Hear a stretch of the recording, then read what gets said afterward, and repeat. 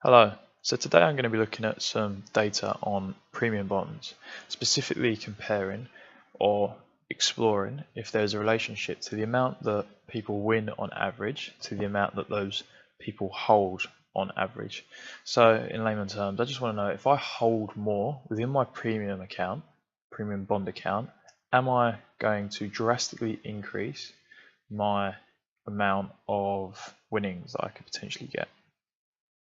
Which is good because if you're thinking about where to invest your money, then premium bonds may be an option.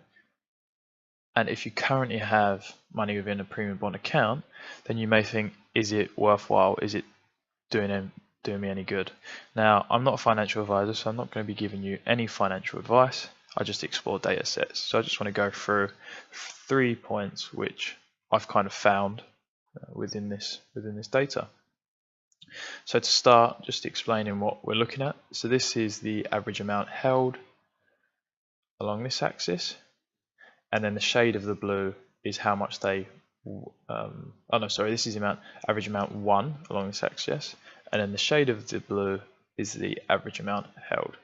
This is the average amount held, and the shade of the blue is the average amount won. Now they sound similar, but they're two very different graphs. We'll be able to tell that if we filter. So what you can see is that Liverpool on average have quite a high average prize winning of just over £338,000. However, Australia, Cardiff and Fife, which have high or very high, the maximum average total holdings, don't always win a lot of money. You can tell that because the shade of blue is actually quite light in all 3 cases. Norwich, again quite a high average prize draw, have an average total holding of just under 40,000. So neither the top 2 have, or even the top 3 or 4 have anywhere near the maximum average amount held.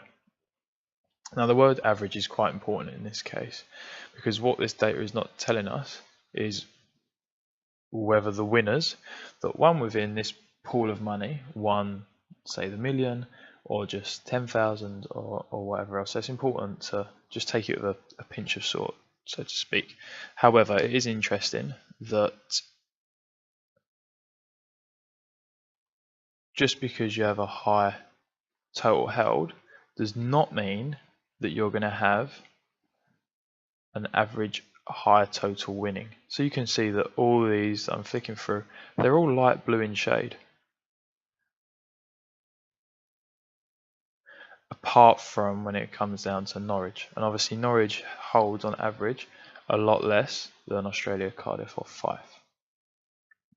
So that was my first observation, that just because you hold the maximum doesn't mean that you're going to win a considerable amount. Now, looking at the map, this one is showing the average amount held and won, so it's actually the same as this graph in the bottom left hand corner, just on a map. So what's, I guess, good to see is that the money held within premium bonds is reasonably spread out across the UK. You can tell that because the circle sizes are all similar in size. There's no circles which are any bigger than any others by a considerable amount. However, the amount won, which is determined by the shade of the blue, is in certain areas.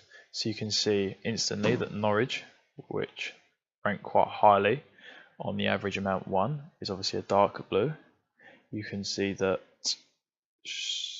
Staffordshire, which ranks number 3rd, is also a darker blue.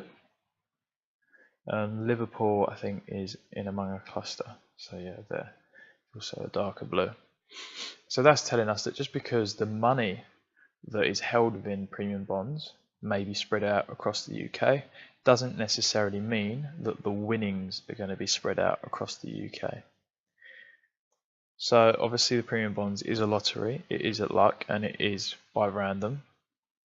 And I guess this kind of shows that some areas within this 6-month period have been a lot more fortunate than others. It's likely that Liverpool, Norwich and Staffordshire have got some high winnings, potentially a couple of millionaires, within those areas.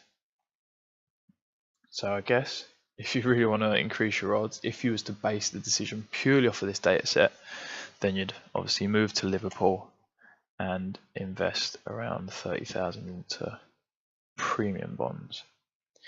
So if there is interest in kind of what this has uncovered, then I do hope to increase the size of the sample that I've used, maybe with some help of the website that actually released the data set. But yeah, let me know your thoughts, opinions, and any other questions that you have, because there is a lot more that can be uncovered in the data that I have.